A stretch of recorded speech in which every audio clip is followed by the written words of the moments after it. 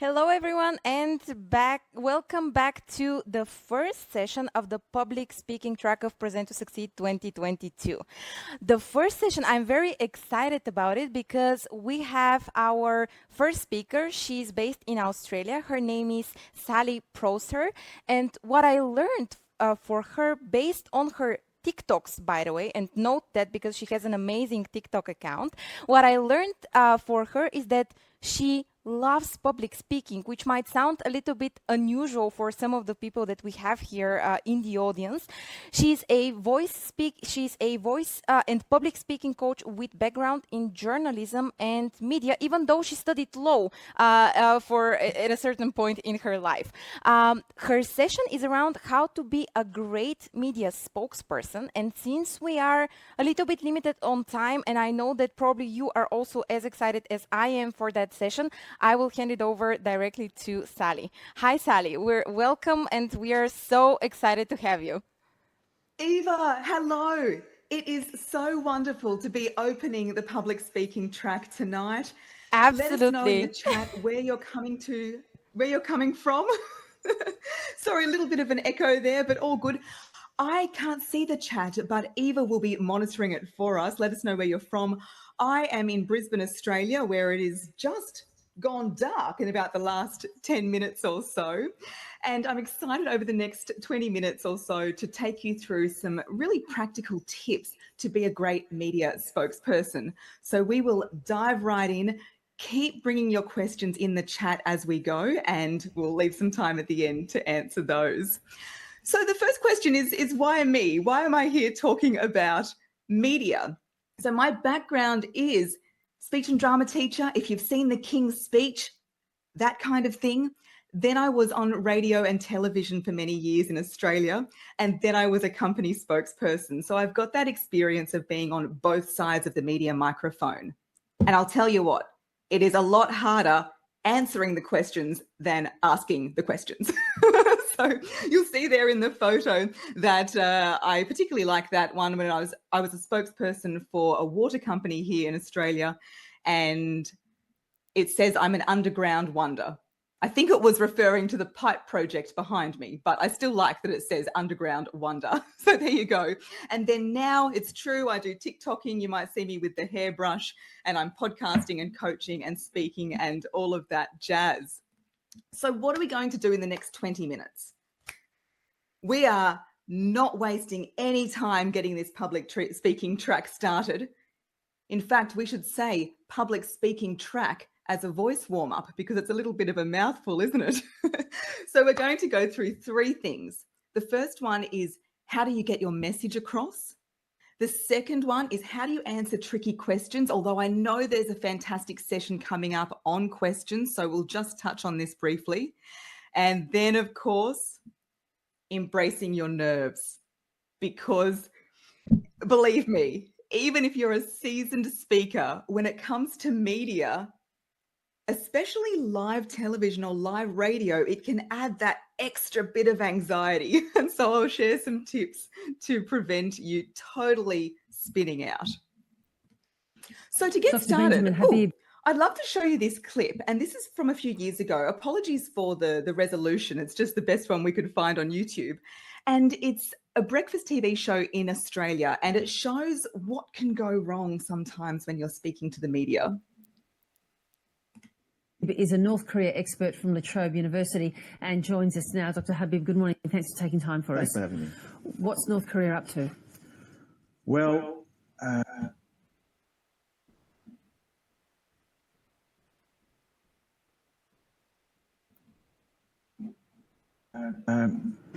they're making an end run to develop a nuclear weapons capability, but they're not quite there yet. So what we saw last month with their nuclear weapons test is that they're developing a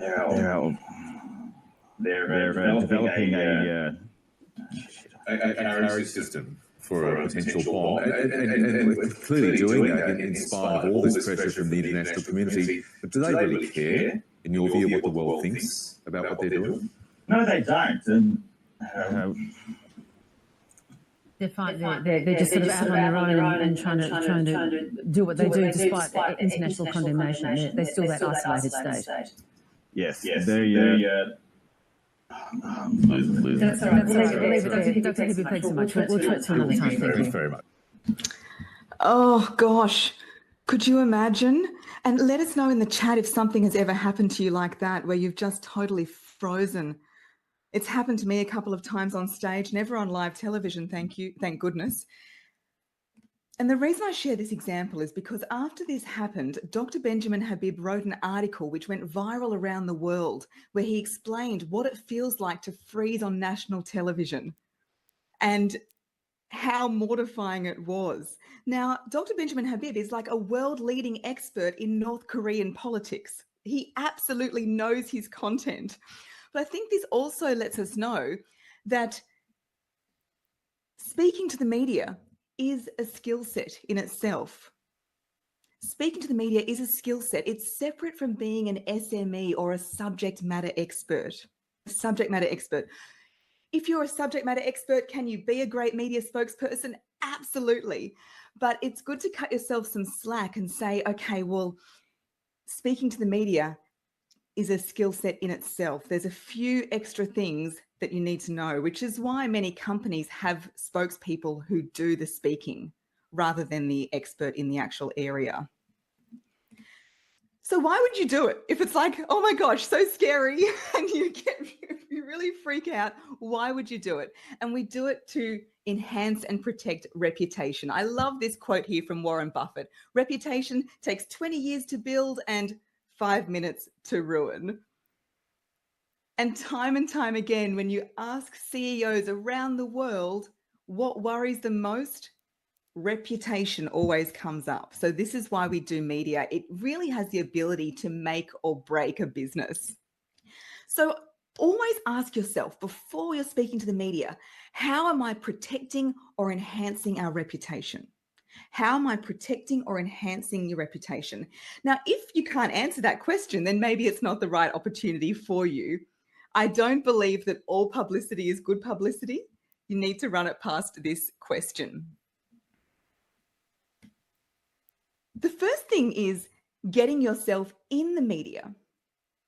So if you're looking to put out proactive stories, it's important to think about how do you get your message picked up? How do you get that? Yes, we want your story. So a couple of tips here is you're looking for the hook. So can you hook the audience in a couple of lines? What's the headline? If you were scrolling through the internet, what would you click on? What's the clickbaity part of the story? And to help you out, you can use something called the ST factor. The ST factor, it's great for all communication. And it's words that end in ST. Is it the biggest, the smallest, the shortest, the longest, the fastest, the first, the last? And so if you can put an ST word into your story and into your messaging, it's going to have more impact and have more chance of getting picked up. So then once you've got your story picked up, you want to go, all right, what are my key messages? What are my key messages? Always keep it to three key messages. And this can be what is the problem, what is the solution, and what's the call to action? Or what is my position on this issue? Why is this my position? And again, the call to action. And then we want to back that up by supporting facts. Supporting facts underneath it. It's like the prove it, so what? So a key message might be many people have a fear of public speaking. And the supporting fact would be some experts say more than 75% of the population have this fear. So it's what is the overarching message and then what's the fact to back it up, and keep it to three. Using simple language, avoiding jargon. Jargon is the great divider. So another great thing to do is run your messaging past somebody outside the industry. If you're working day in, day out, you don't even know what jargon you're using. So always run it past other people. And add the fact with the feeling. The fact with the feeling. So use emotive words. Are you excited to see this happen? Are you frustrated with this policy? Were you amazed by this development? So use emotive words, and that is going to make your messaging really sing. Okay, remember, nobody cares how much you know until they know how much you care. Nobody cares how much you know until they know how much you care. So always putting that heart into your messaging. Okay, we are on this fast train to our point 2, which is understanding questions. And as I mentioned, you've got a great session coming up on questions. So I'd just like to share with you a great reframe. And that is to see every question as an invitation to share your key message. Often when we get asked questions, and this isn't just in the media, this can be in meetings or anywhere really, we can straight away go on the defensive, like, oh my God, I don't know. I don't know. You're testing me. This is terrible. And we can feel really put on the spot. But if we treat a question as an invitation, it's, oh yes, thank you. Thank you. We're proactive rather than reactive. And that will really help us engage with the question. Remember, you're in control of what you say. So think about it like a pool. When you are presenting, you want to stay in lane 4, your lane. If you get a question in your lane, happy days, you can answer it. But chances are you might get a question from lane 1 or from lane 8 or from like all the way out of the pool. And you're like, oh my gosh, where the hell did that come from? So it's about saying that's okay. That's okay. If it comes from anywhere, you can still answer it. And this is a formula I'd love to share. Q equals A plus 1, and the A can be the answer. If you can answer it, fantastic. But as we know, not all questions can be answered, or we just don't know the answer. So we can attempt to answer it, or we can acknowledge it. That's a really great question. I can see why you've asked that. And that's totally fine as well. Then we do plus, which is our linking word or phrase. And that will take us back to our key message. So remembering, if you get a question, you take control, you go and get them, you link them back to your lane, and then you put them back into your lane there. Now, keeping in mind, media training is something that we can cover in 1 hour, 1 day, 1 week, 1 year of training. So I'm just giving you a little sprinkling of some techniques you can take away today. Q equals A plus 1 is a really good formula.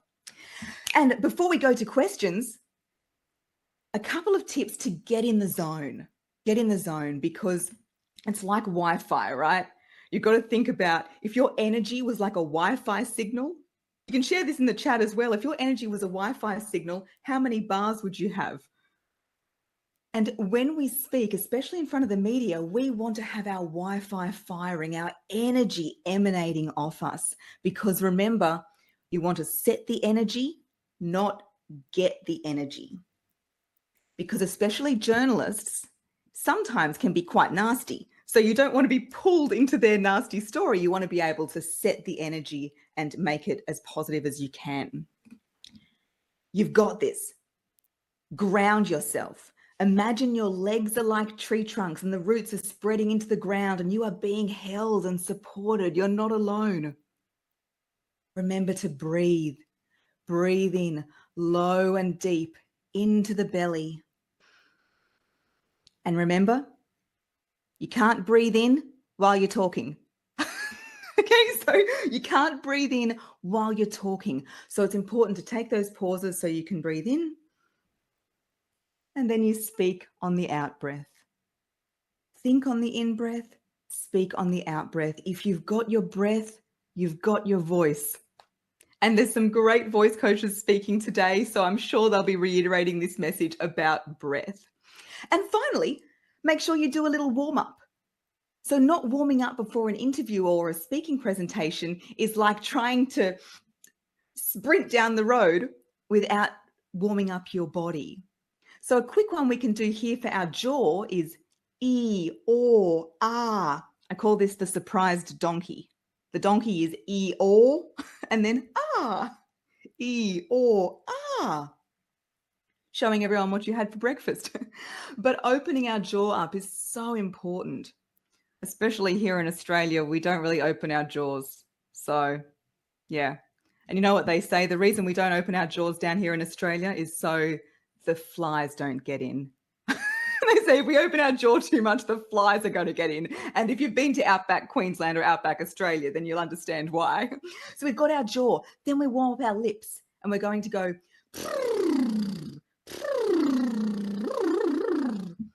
And then we're going to twist and turn our tongue. And the final thing is to chew your vowels. What do I mean by that? Imagine the vowel sounds, you're eating them. A, E, I, O, U. And that quick little warm up will leave you all limbered up and ready to go. So there you have it. A few tips for your messaging, a quick tip for your questions, and some tips to get in the zone for your media interview. I am so glad that I have a few minutes for questions because, Eva, I am so pleased to answer anything that may have come in.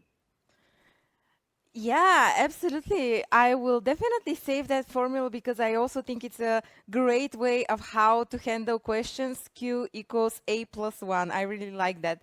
There are actually two questions. So the first one is, how do you come out of an embarrassing situation during your either presentation or while you are, let's say, on live television?